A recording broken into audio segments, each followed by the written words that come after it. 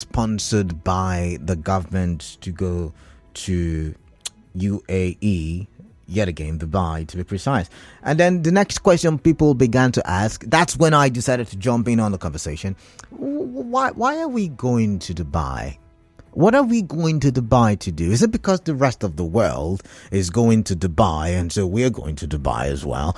Because whether you like it or not, whether it is 50 people, 100 people, 20 people, 10 people, whether it is only the president that is going to or that has gone to Dubai, monies will be spent. And the monies are taxpayers' monies.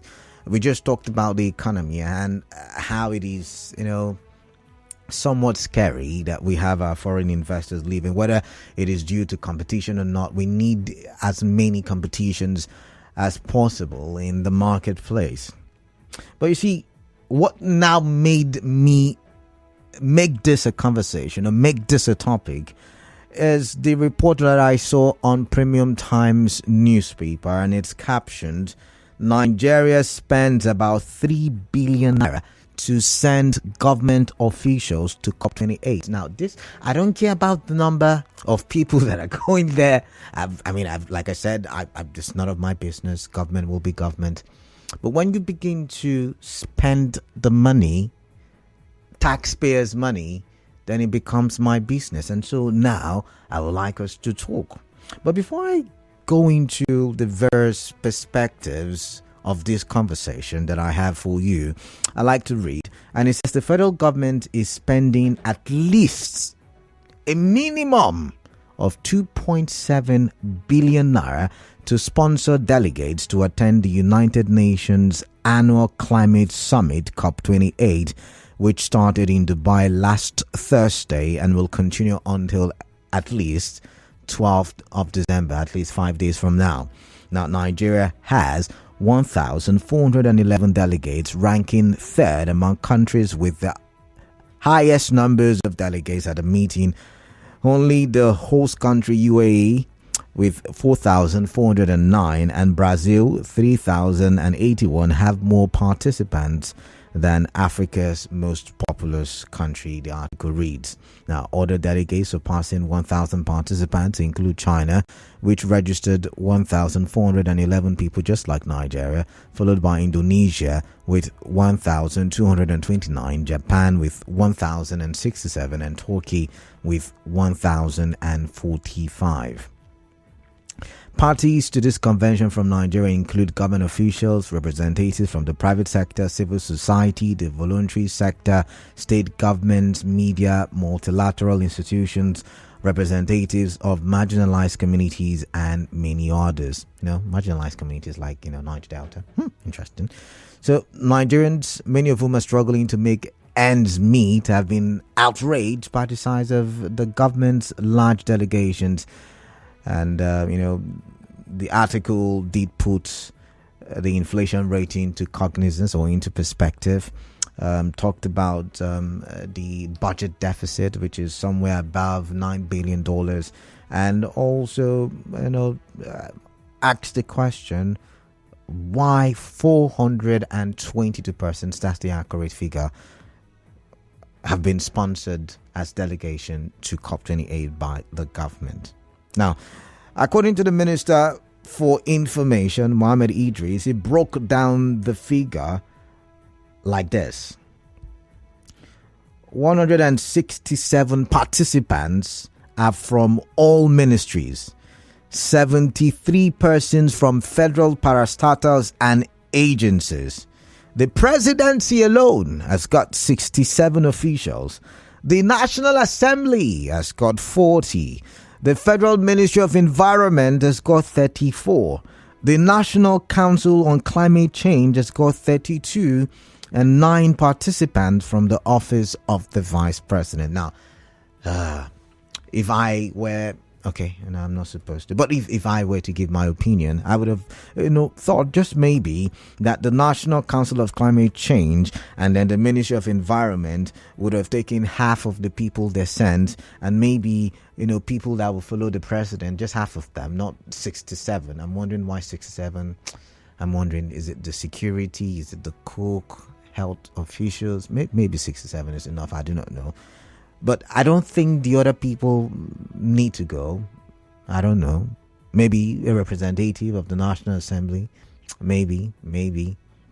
However, because of all of these people, we are spending at least, according to Premium Times, at least 2.7 billion naira. And I'm wondering, is it worth it?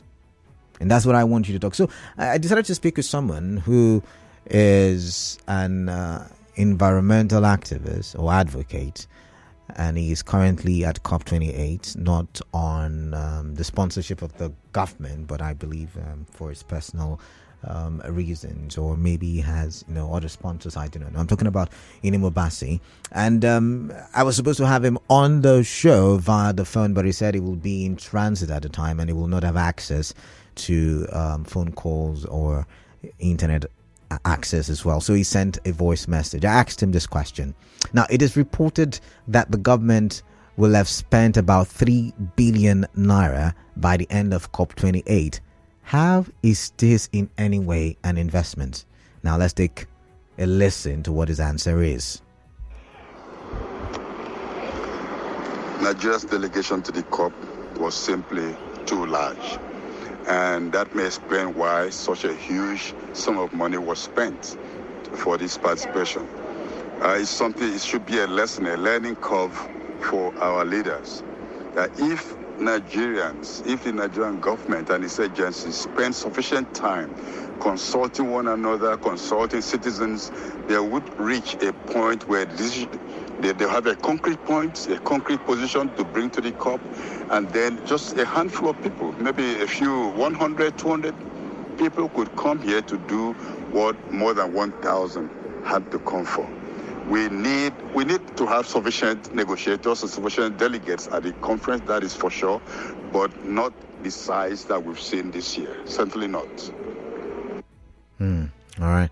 So he's saying, yes, we should have a good number, but not the size that we have sent to Dubai currently. Then I asked the next question. Previous editions of conferences were attended by government officials. Have we seen the implementation of the resolutions reached in these past or previous conferences? Take a listen. And so it's a review, and then well, we've had previous editions, and each time the conference meets, the truth is that each conference, one of the things they do when they meet is to review what progress has been made since the previous conference. And so it's a review, and then of course they will now make promises and pledges about what they're going to do and negotiate what are the best things to do going forward. And so yes, there's always that. And what you may say is, what I could say is that surprisingly every year decision being made has stepping backwards rather than going forward. Up to the conference that was held in Copenhagen, COP15.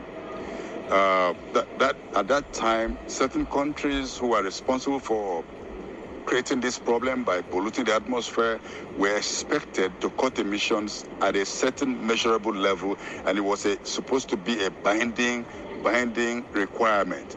But now, since then, the requirement that was supposed to be binding has been thrown out, and now countries do what they feel is convenient to do under the title nationally determined contributions. And this has meant that rather than cutting emissions are rising. Rather than cutting emissions as source, they're looking for false solutions to pretend that something is being done, whereas real climate action, which is leaving fossils in the ground, is not being taken seriously. Okay, so if I understood clearly, he was saying that, not just Nigeria, even the other countries are not abiding by the resolutions that are being signed in the conference whenever it holds.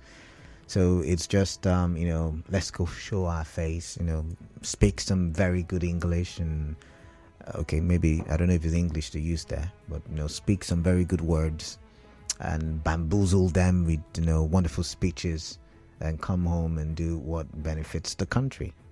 And nobody's cutting down on the usage of fossil fuel and the emissions that is being put out there into the atmosphere. And then I asked the final question, and the final question I asked is, given that the goal is to look for alternative sources of energy to fossil fuel, should Nigeria, whose main source of revenue is fossil fuel, be placing as much value on the conference as it has done? And then let's take a listen. Well, I like the question about why would Nigeria be interested since we are depending on fossil fuels. The truth is that it's been shown by science that if the world extracts all the fossil reserves already found and burn it, then we're going to have a disaster on our hands. In other words, it's been said that not more than 80% of known reserves of oil or coal or gas can be burnt if we hope to keep to a temperature that is livable. Now, with the recent emissions gap report that UNEP issued, it's shown that the world going at the path where we're going now, the world is likely going to have a temperature increase of about 2.9 degrees Celsius compared to industrial revolution levels. And that means that we're going to have excessive temperature increase in Nigeria, in Africa, and the impacts will continue. So, the question about whether we'll continue to depend on oil is a question of whether we want to survive or not. Well, what would it mean if you export all the oil that you've got, extract all the oil you can from the ground, pollute the entire Niger Delta, don't clean up anything, leave the mess there. People die by their numbers. What is anybody gaining from that? What do we gain from that? So the time now is, while we have the resources, is to shift away from this destructive energy source and begin to invest, one, in cleanup that would get our youths engaged, cleaning the entire Niger Delta, cleaning wherever there's a hydrocarbon pollution, and then invest in renewable energy, which will create jobs. And we have creative Nigerian research institutions that can also be involved in this kind of green energy production, which would, for one, provide jobs and also get our economy moving. We can't be backsliding when the world is moving forward. All right. So those were the words of Inimo Bassi. He's an environmental advocate, and he's been advocating for quite some time now. He's also there, according to what I've heard, he's also there. So let's get your thoughts, sir. Let's talk. Listening to him talk, he said, okay, yeah, it's a good thing that we're interested in climate conversations, because we also will be affected if we continue to explore and continue to drill oil. It will affect the temperature of our society or our atmosphere, and it will be too hot for us to live in. However, he also did say, if you remember, that a lot of these people are paying lip service to the old cutting down emission. You remember the president said he was going to stop gas flaring, and that's not the first time we've said we're going to stop gas flaring. And yes, employment on the rise. When some statistics and data before us, as a nation economically, we've got troubled times. Early this morning, it was reported that in the official window, Naira slumped yet again to the dollar, and it was somewhere around the 900 region. It may have gained some weight, I do not know. But you see, these are some of the stories we get to hear. And then the question is, should we be now spending billions of naira, even though we say the naira has not got much value these days, but should we be spending billions of naira in such a conference? That's the question I want to throw at you. That's the question I'd like you to answer. My guest, via voice note, did say that yes, it is important to join the fight, the climate change movement, right? It is.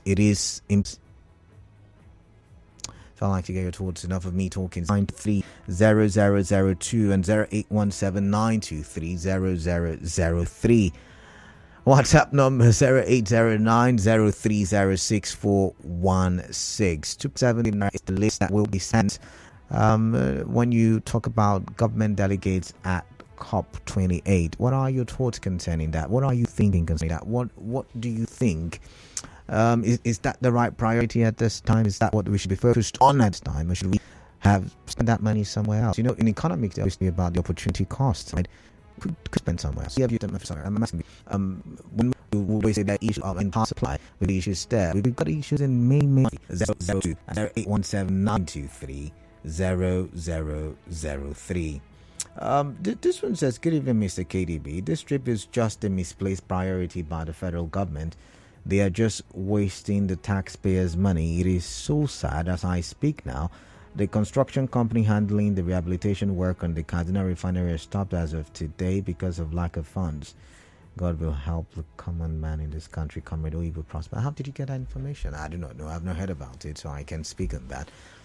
However, maybe we should look at it from this angle, the angle that the Niger Delta, where the oil money comes from, is usually plagued by environmental hazards, and they have gone there, to look at how we can make the Niger Delta better, so the Niger Delta does not fall into more environmental turmoil and resulting into insecurity, and then reduce the revenue for the country, thereby worsening you and I's already worsened economic situation. I'm just asking questions, and I really would like to hear from you. I know sometimes we want to, and I know some of you want to talk about politics and what is happening in River State, but can you and I just talk about this and see how we can, point the government in the right direction? Make sure we find a way to let the government know what the priority should be. Because I'm wondering,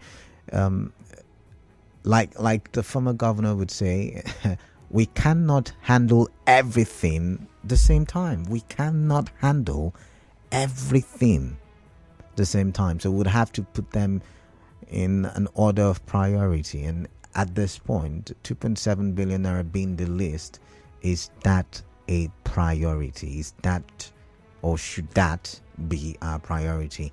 I've got Samuel, and Samuel is calling me from Rumo Kalagbo. All right, let's take Samuel's call and let's take a listen to what he has to say. Hello, Samuel.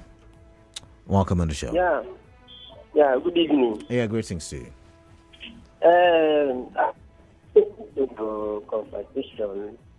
I think what my opinion is, the money you said now, this is about 2.something billion. Minimum of 2.7. So now we are looking at the economy of this country today, and we are looking at the price of things today.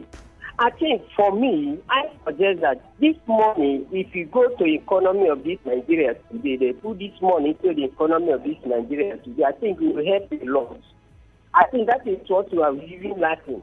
If you did 2.something billion, they convert it to the economy of this country today, and you will see that the price of things and things also will price of things drop, and the economy of Nigeria will stabilize, and things will be okay. I think that is my suggestion. Instead of them to go and waste this money, fund this money now, for feeding yourself, you will be enjoying yourself in one hotel or the other. Put this money, so this is our economy. I think the economy will be okay. Instead of these people going to Dubai to enjoy with this money, we are wasting our money for nothing. It's bad. Thank you. All right, thank you very much, Samuel, and thank you very much for your thoughts there. But do you agree? Do you agree, or do you think? I mean, like my earlier thought, government will have to spend money whether we like it or not. There's certain things the government will have to do. By the way, there is a report that says that we've been able to, attract some kind of investment. We've had certain kind of commitments in Dubai there, where the government has been able to reach some verbal agreement with certain investors. Now, it is said that Nigeria secures over $5 billion commitment for adaptation fund, according to an official. Now, according to the report, that $3 billion of the funds is for the recapitalization of the Green Climate Fund, while the remaining $2 billion is for adaptation funds. Now, the story says the federal government says it has secured more than $5 billion commitments for its climate action at the ongoing climate change conference, also known as COP28. This on Wednesday at an event organized to mark the United States government. According to him, $3 billion of the funds is for the recapitalization of the Green Climate Fund, while the remaining $2 billion is for the adaptation funds. Mr. Diary noted that the country had also secured additional $560 million for loss and damage, a fund operationalized as compensation for climate-induced disasters.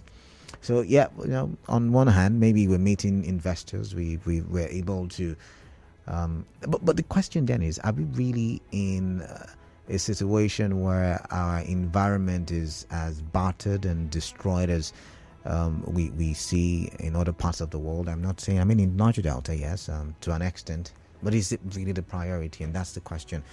Because when we calculate, hotel fees, feeding, transportation there, transportation from here to there, transportation back to the country, when we look at all of these things, the question then is, did we make the right choice to go with about 422 persons sponsored with taxpayers' money? Is that the right move? Is that the right thing to be done? And this is indeed something that we should be talking about. Are we spending money the right way?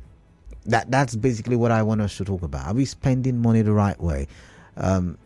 For a country that says, we are going to fasten our economic belt. We're not going to spend as we should.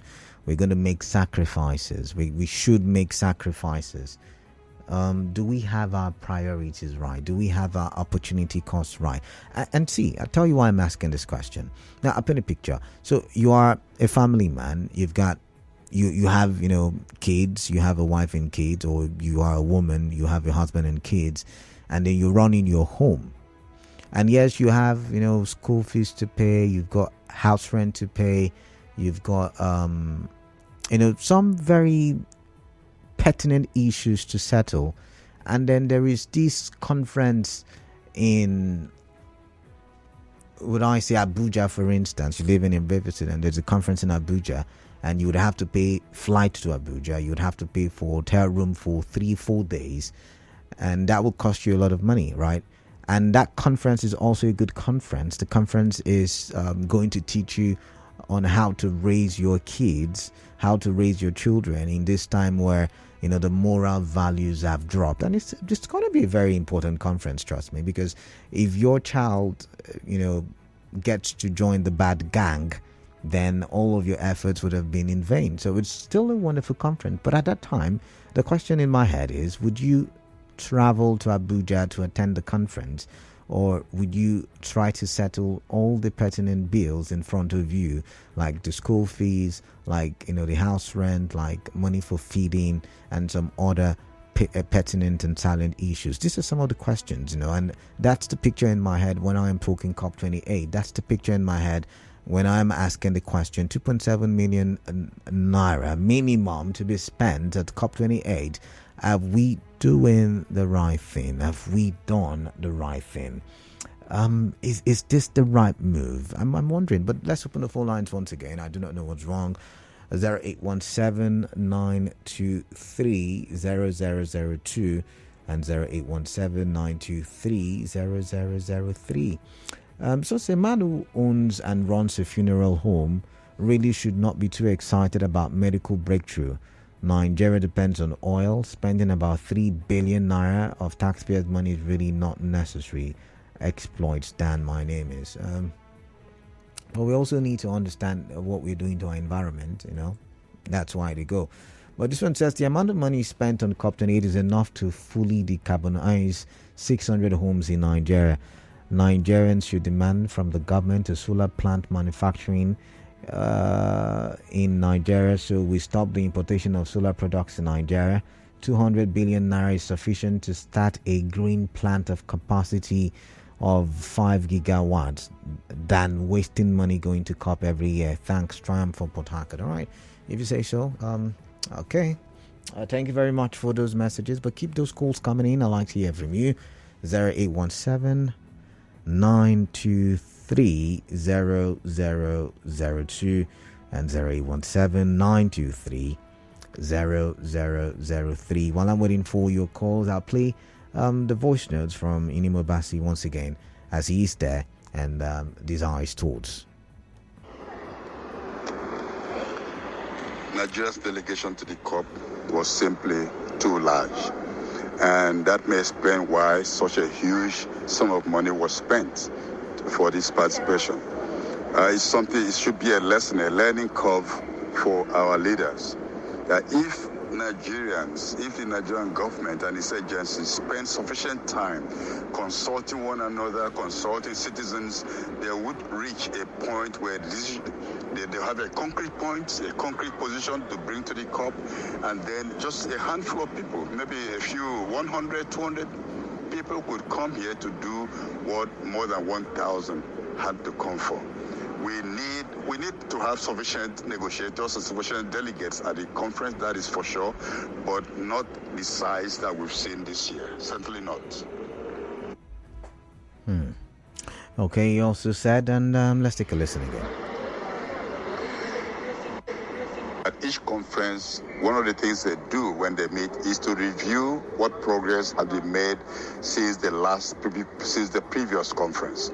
And so it's a review, and then of course they will now make promises and pledges about what they're going to do and negotiate what are the best things to do going forward. And so yes, there's always that. And what you may say is, what I could say is that surprisingly every year decision being made has stepping backwards rather than going forward. Up to the conference that was held in Copenhagen, COP15. At that time, certain countries who are responsible for creating this problem by polluting the atmosphere were expected to cut emissions at a certain measurable level, and it was supposed to be a binding requirement. But now, since then, the requirement that was supposed to be binding has been thrown out, and now countries do what they feel is convenient to do under the title nationally determined contributions. And this has meant that rather than cutting emissions are rising. Rather than cutting emission as source, they're looking for false solutions to pretend that something's big. Well, I like the question about why would Nigeria be interested since we're depending on fossil fuels. The truth is that it's been shown by science that if the world extracts all the fossil reserves already found and burn it, then we're going to have a disaster on our hands. In other words, it's been said that not more than 80% of known reserves of oil or coal or gas can be burnt if we hope to keep to a temperature that is livable. Now, all right, so I'm going to go to the phone lines now. I've got Clement from NTA Road and Nathaniel from Bunny. I'll start with Clement. Clement, welcome. Oh my, I missed Clement's call. Nathaniel from Bunny, welcome. Let's get your thoughts. My observation is just simple. All right. That Nigerian government is not prudent at all. We don't learn from history, and we don't want to learn. The politicians are so concerned about their personal needs and possibly their cronies and their families. They don't care about the masses. Okay. Like what the president said even before he came into his office, he just told us that everything will be simple. He will have to bring down some of the excesses and expenditure that is supposed to be made by government. But we're not seeing that in true reality. He's spending and spending and spending, even when he's supposed to manage, even at the detriment of we Nigerians. People are suffering. and nobody cares. They look at the number of persons that are going there. How many of them are going to have little of anything to bring back home, impact on the economy? That is very important. So it's just binding on political association, picking them here and there, like you read out from office. I didn't hear anybody mention anything about professionals there. Somebody that can go there and bring back something. It's just politicians who are not even concerned about anything that will happen. Just go there and then get some allowances, maybe enjoy it yourselves and get a comeback. That's all. All right. So, all right then. If you're not serious, it's like somebody said Nigeria will crumble. For me, it has already crumbled. No, let's not do that, Nathaniel. I have to let you go. I'm sorry about that. We're talking for development. We're not talking to crumble the country, right? We're not doing that. Keep those calls coming in, but let's read some more messages. This one says, good afternoon, Canada. There's a saying in Igbo language, and you said it, and the translation is, when there is a problem in the land, the chiefs make gain out of it. These people are just chasing out, or I think you meant cashing out on the citizens of our country, Nigeria. Americana from Obakri. 0817-923 0002 and 0817-923 This one says, good afternoon. My name is Fortune from Ajib Mile 4. Please, what is the COP28 all about? It's about climate change. It's about, it's a conference done by the United Nations every year, to ensure that we're doing the right things that would not affect our climate and our environment to the point where, it becomes unlivable. And that's what it is. And I remember the last one Barry went for. He talked about planting how many thousand trees. It also talked about, reducing gas flaring. Did we do any of that? I wonder. Clement from NTA Road, welcome. Yeah, good day, Canada. Yeah, welcome. You see, for me, I don't have any problem. Even the money will spend 15 billion here to attend any of these kind of conference. I don't have any problem with it.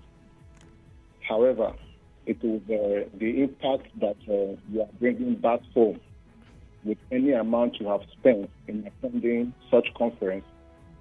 That is what I want to see.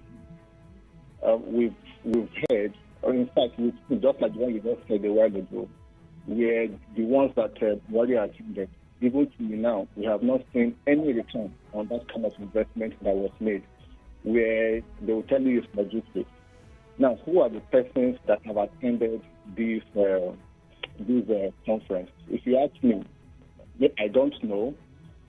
Maybe you want to ask the ASU president if there is any lecturer from any university in Nigeria that is in that contingent, they call it now. Delegates. Delegates.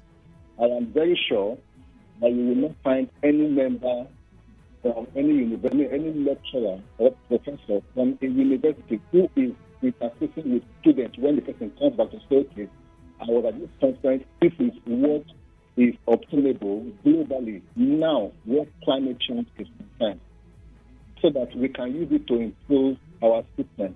I am very sure that in the next 100 years, we will not have this as an impact in our universities. I am very sure of it. Now, why will they attend this? Of course, if it is election, we will hire one professor to come and be a returning officer. That is what they are specialized on.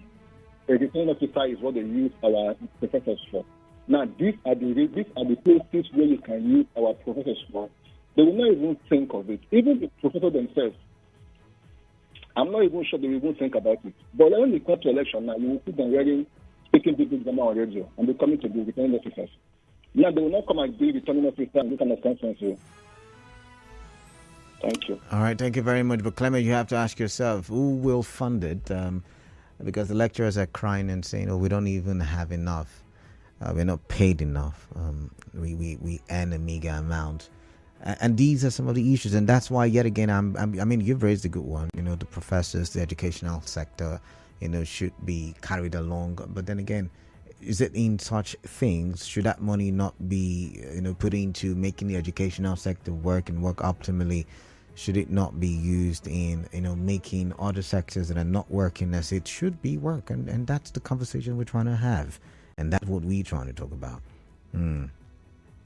We'll keep those calls coming in. 0817-923-0002 and 0817-923-0003. And it is important, yet again, that, we talk about these things. It is important, given that we are making sacrifices. We have been asked to make sacrifices. And yesterday, during the big stories, I did ask you, the food prices in River State have gone up. How are you surviving? How are you getting by? How are you able to pay your bills? And it is because a lot of you and I are making sacrifices. But when you use a minimum of 2.7 billion naira, we should be asking questions. I'm not saying it's good. I'm not saying it's bad. I'm not saying it's anything. I'm just asking you the question. Do you think we have the right priority right now? Should our priority not be our economy and how to, boom our economy, how to make it boom, how to make it great, how to make it wonderful, how to make sure that our economy is good for all of Nigeria? I mean, it's not possible for all of Nigerians, but for the majority of Nigerians. So we reduce inflation. Should that not be our focus?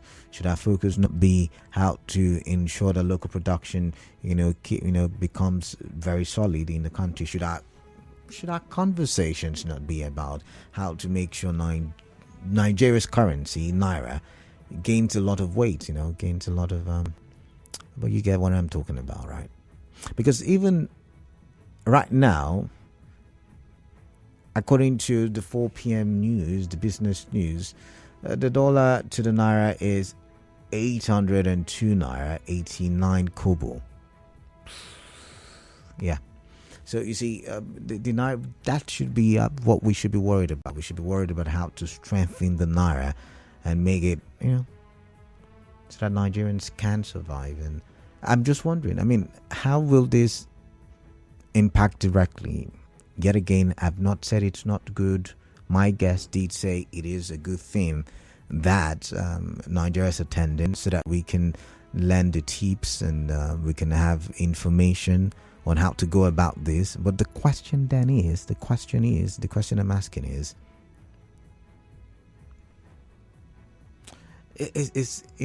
this the right time for it? That's basically it.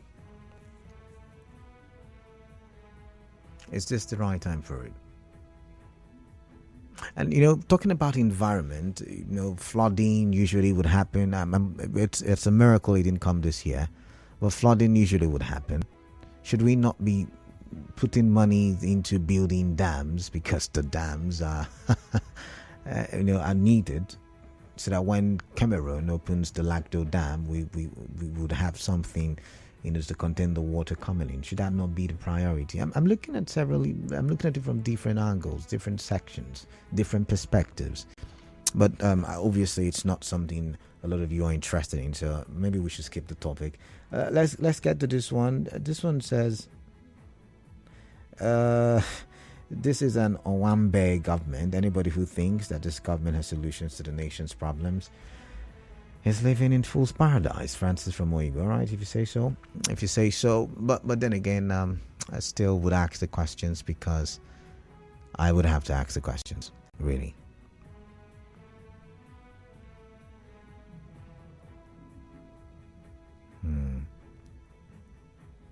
So keep those calls coming in. 0817-923-0002 and 0817-923-0003. What is on your mind? I'd like to hear from you. I'd like to get your thoughts so we can talk for development.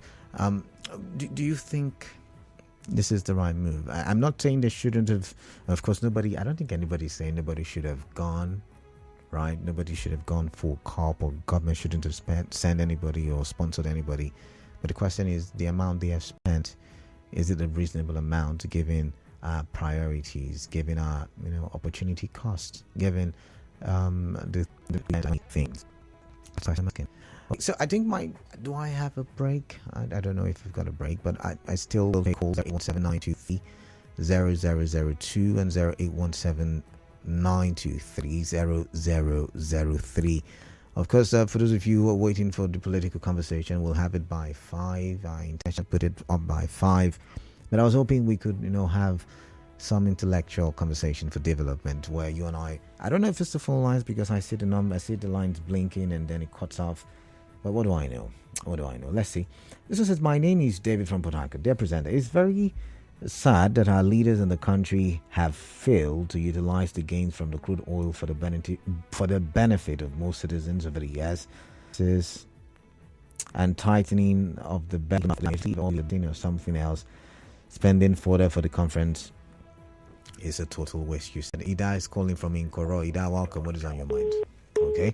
Like I said, there is a problem with the phone lines. Darlington from Port Harcourt, welcome. Cool. Let's get your thoughts. Yeah.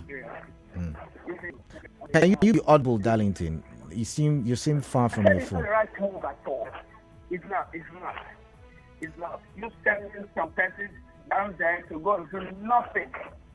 They went there literally to do nothing. And because as they think that, this is the government that came in and said, okay,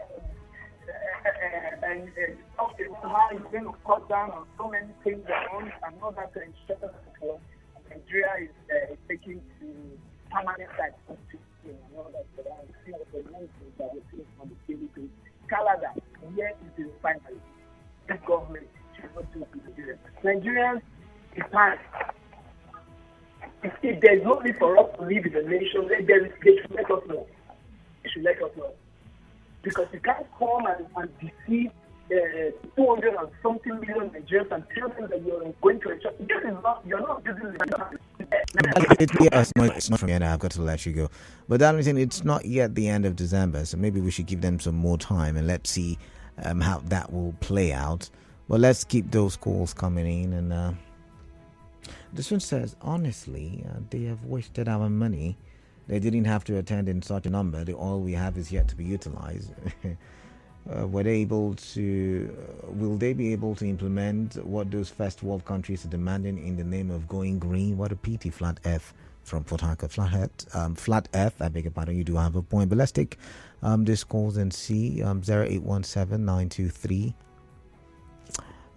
Oh my, still crazy network out there. I guess it's the network. When it comes to issues like this, it's the network. But when it comes to politics, it seems like the network is always working. Interesting, right? But yeah, I would like to see your thoughts. I still have a few more minutes before I go in for the news. So 0817 923 0002 and 0817 923 0003. I mean, even if we needed that amount of people, I thought they said the world is a global village right now. Like I did see a report where Edo State governor is said to be attending from Edo State is in Dubai, while in Edo State, is using the internet and is connected to activities in that area. Is this something we could have done? Maybe we would have spent a lot on data consumption, but hey, it wouldn't have been as expensive. I've got Peter, and Peter is calling me from on there. Let's take a listen to Peter. Hello, Peter. Hello, good afternoon. Yeah, good afternoon to you. My take on that business is that it's a very wasteful journey, and like all of us know, Japan is a very false president. What do you mean by false? There's a lot of areas they can employ. What do you mean by false president? 2.7 million naira. Can you hear me? What do you mean by false president? That is, he doesn't have any good roadmap to the development of Nigeria. Okay. Otherwise, how a president carries that chunk of human beings to the meeting? What is he going to achieve there? All right. If you say so. It's not because there is a lot of things that should happen. Look at Nigeria suffering, dying of hunger. You need to go out of this house to see what people are suffering. A lot of families have been distributed because of hardship. And people are carrying 142 persons to one conference. 422. That's ridiculous. All right, thank you. Like one of my friends says, the lighter mood. That most of this is a cartel of people carrying illegal things to other countries. No, wrong. We can't do that. We talk for development. We don't talk street talks. But that's how much we can or how far we can go on this particular conversation, we would have to switch conversations. But first, the news update up next, and after that, we talk some more. Do stay tuned.